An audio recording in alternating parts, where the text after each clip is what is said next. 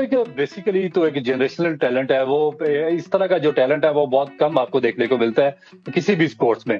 और मेरा ख्याल है कि इंडियन क्रिकेट लकी है कि उनको इतना बड़ा जनरेशनल टैलेंट मिल गया है, जिसके पास इतनी नेचुरल एबिलिटीज हैं, जिसके पास ऐसे शॉट्स हैं कि जो कि आप बहुत अरसे की ट्रेनिंग के बाद, बहुत बेहतरीन कोचिंग के बाद भी आप वो चीजें नहीं सीख सकते, जो कि उसको अल्लाह ताला ने नेचुरली उसके अंदर रखी हुई हैं, और जो गॉड गिफ्टेड उसके अंदर मौजूद है।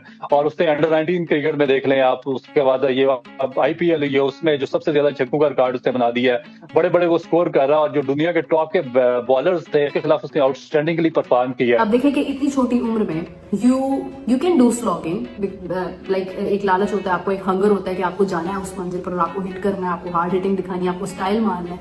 I won't name any player, but there are lot of players who play for the sake of social media, for pictures लेने के लिए, कुछ ऐसी शॉट्स मारने के लिए कि आपके बस एक नाम बन जाए, आप हेलीकॉप्टर फ्लिक मारने की कोशिश कर रहे हैं। तो वो ये है कि and I have seen on the other hand Vaibhav Suryavanshi who has just stepped into this difficult field and the difficult country, जहां पर there is no leverage, there is no favouritism, everything is on merit, everything is under the system. मैंने आपको बोला था India के पास ये जो वैभव सूर्यवंशी है ना बेटा, ये तो अभिषेक शर्मा का भी बाप निकला। हमारा क्या होगा बेटा, हम पाकिस्तानियों का क्या होगा। न्यू अब्बू लोडिंग है पाकिस्तान का, न्यू फादर लोडिंग है। आ गया वैभव सूर्यवंशी, छनकना किधर गया मेरा, ओ मेरे छनकने का किंग, मेरे छनकने का किंग। रिजू डांसर, बोलवी एक्टर, बाबर आजम मेरे घंटे। देख क्या तुम लोगों में इतना टैलेंट है। सूर्यवंशी वो किड बैटर वाहिद क्रिकेटर है जिसने पाकिस्तान के अंदर भी फॉर्मर क्रिकेटर्स को झंझोड़ के रख दी है। मोहम्मद यूसुफ ने कहा है कि कभी शाहिद अफरीदी को इतनी छोटी उम्र में देखा था मारधाड़ करते, मगर शाहिद अफरीदी की एज भी इतनी नहीं थी जितनी सूर्यवंशी की बताई जाती है। जावेद अफरीदी जो पेशावर संघ में अभी पीएसएल जीते हैं, उनके मालिक ने बात की है कि ये फ्यूचर है क्रिकेट का। ये नहीं कहा कि इंडिया का फ्यूचर है, ये क्रिकेट का फ्यूचर है, क्योंकि क्रिकेट को स्टार चाहिए होते हैं, पोस्टर बॉय चाहिए होते हैं। बचन कयामत आ रही है, कयामत आ रही है। हम 2028 के T20 वर्ल्ड कप में कैसे और इस बच्चे से कैसे बचेंगे। 2028 छोड़ो, एशियन गेम में ये बच्चा आ रहा है, और एशियन गेम में आने से पहले आज इसने, मतलब यार ये कयामत है, ये कयामत है। जो हमारे मोहम्मद साहब ने बोला था कि कयामत के टाइम पे सब बड़े बड़े बॉलर्स की तबाही होगी, यही वो कयामत है।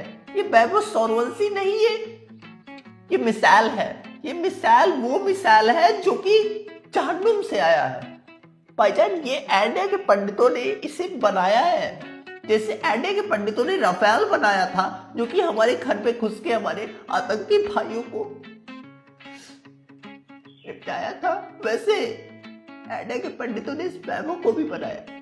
ये वैभव भाईजान इंसान नहीं है, ये बच्चा नहीं है, इसके अंदर पंडितों ने कई भूत प्रेत राक्षस डाले हुए हैं। और हमारे मौलवीज क्या कर रहे हैं, हमारे मौलवीज के वैभव की तरह एक मिसाल नहीं तैयार कर सकते। इस जैसे ने इंडिया के पंडितों को पैसा दे के इसे बनवाया है, क्योंकि विराट अब जा रहा है, विराट की उम्र हो गई है, और इंडिया के पास कोई ऐसा खिलाड़ी नहीं है जो हमारे किंग बॉब्जी रिजवान का मुकाबला कर सके। इसीलिए इन पंडितों ने साजिश करके इसे बनाया। आज श्रीलंकन बॉलर्स की मैंने शक्लें देखी, उनका हालत ऐसे ही हो गया था जैसे बच्चा देने के बाद खवातीन का वेट लॉस हो जाता है। ऐसे कौन धोता है बच्चे।